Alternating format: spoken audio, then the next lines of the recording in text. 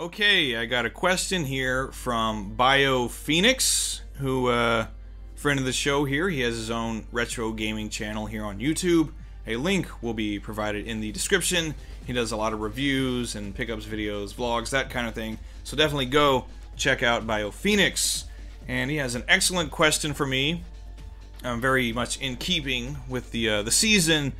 He wants to know what some of my favorite horror games are, which is, well, it's, I love horror games in general, kind of, as a genre. It's one of my favorite genres. Wasn't always, but, I guess right around the mid-90s, first time I got to play Resident Evil, and D, and then, you know, Silent Hill and Parasite Eve, I was like, okay, I'm locked in, and Clock Tower as well. I was like, yes, games can be scary, games can be horrifying, so I like, because I was already really big into horror films, and when they could finally start making games that were, you know, on the level of horror films, to me that was great. Two of the things I loved, games and horror movies, coming together into one thing. So I picked out just 5 games from off the shelf that these aren't necessarily like my all-time favorites, but these are some that just for whatever reason right now stick out in my mind, and these are some I would definitely recommend playing around the Halloween season, or really just any time in general, but around Halloween especially, because it is the season for horror.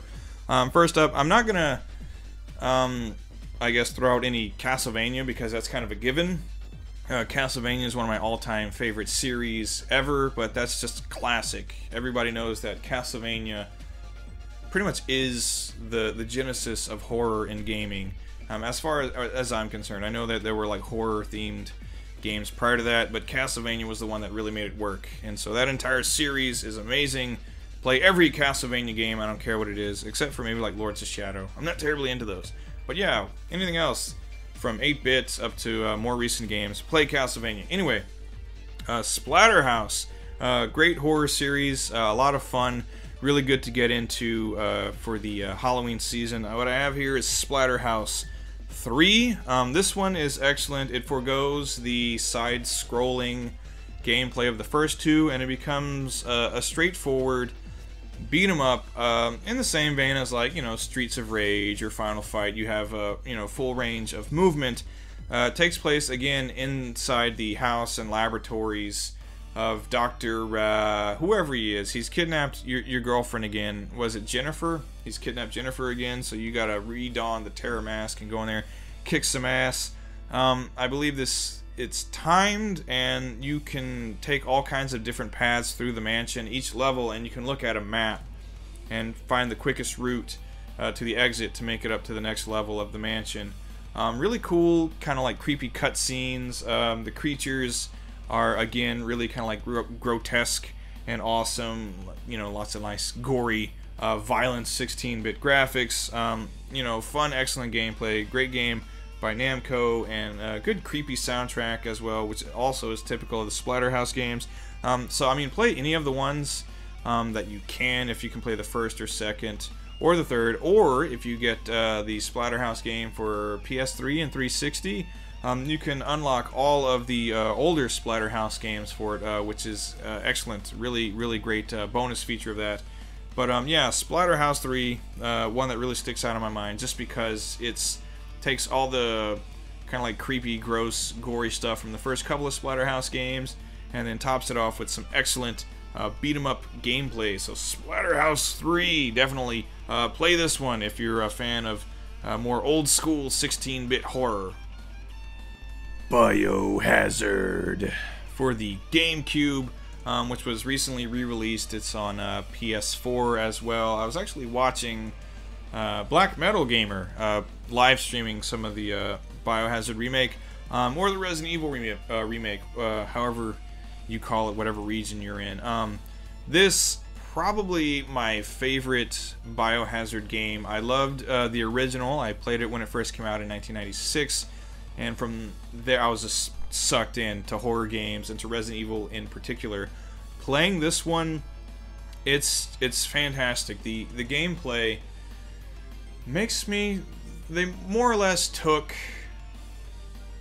I want to say maybe like a mix between like a Code Veronica style, Resident Evil 4 style gameplay, somewhere in there, and then plug that in to these like just beautiful graphics. Even if you play the GameCube version, it still looks amazing. The design of the mansion, the camera angles, the lighting effects, it's all like absolutely gorgeous. Zombie and creature designs are fantastic. You still get not quite as corny as the original, but you still get some corny voice acting. You get a lot of blood, violence, gore, horror, and puzzles and action, all the kind of good stuff you would expect from an old school Biohazard game.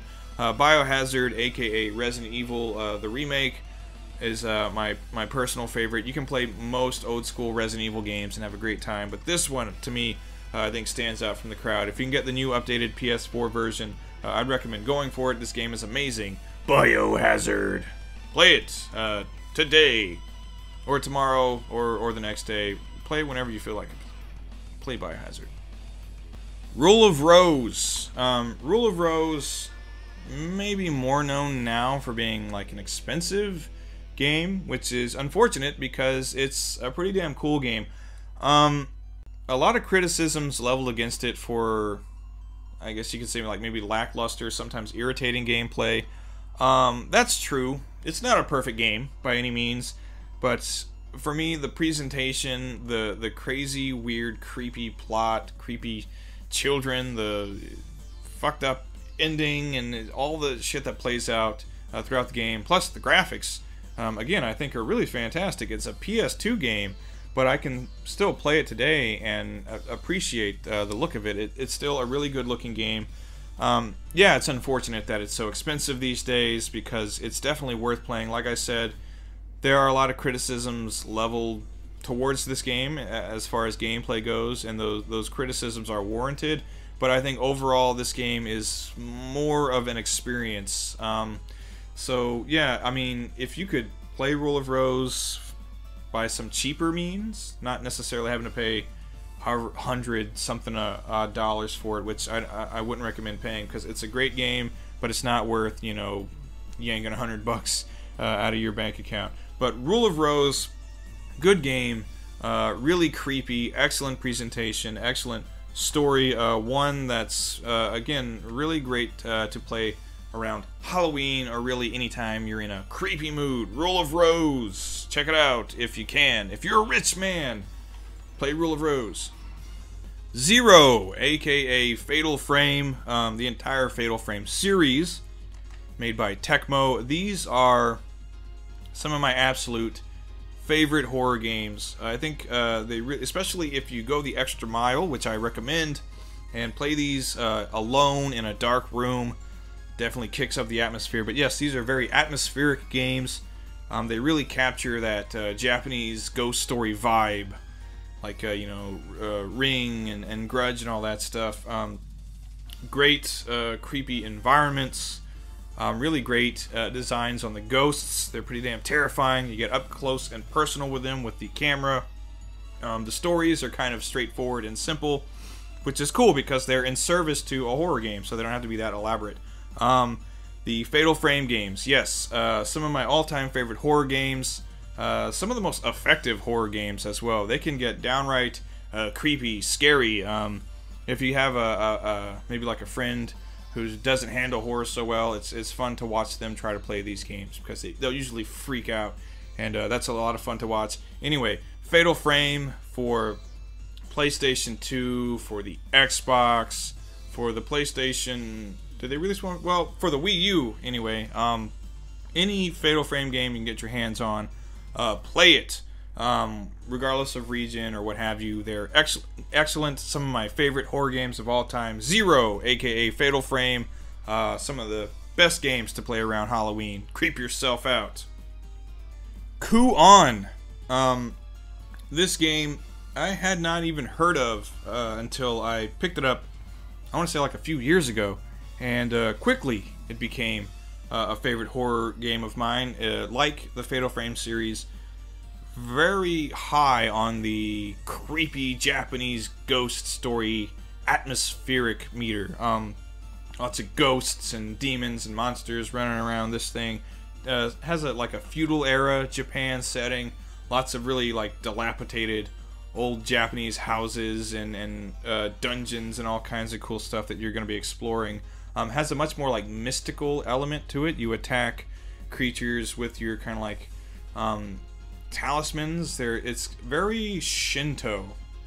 That draws on a lot of I guess you could say like Shinto mysticism for like the creatures and the story in general and the attacks you use. I believe the women that you're playing as are Shinto priestesses of some sort. Yeah, Kuon, this is available in North America. I don't know if it's available in PAL territories or not, but yes, this was released in North America. It was done by From Software, who's done like, you know, like Tenchu and the what is it, like Demon's Souls and all that stuff. From Software makes really great games.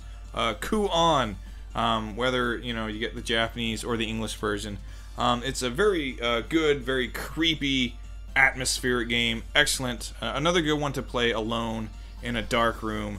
Give yourself the creeps. Great game for Halloween time. And there you go. Those are just 5 games, 5 horror games in my collection that just for whatever reason stood out in my mind when I got this question from BioPhoenix. They're all great games. I'd recommend picking up or playing all of them. And that doesn't even include a lot of other really great horror games that I could have mentioned. Actually, I did mention some of them. I did mention like Parasite Eve and Silent Hill. All great stuff. Anyway, in the comments, let me know what some of your favorite horror games are. What do you think about some of these games I just showed off? And again, thank you, BioPhoenix, for your question. And thank you to all of you for watching. Take care, everybody. I will see you next time.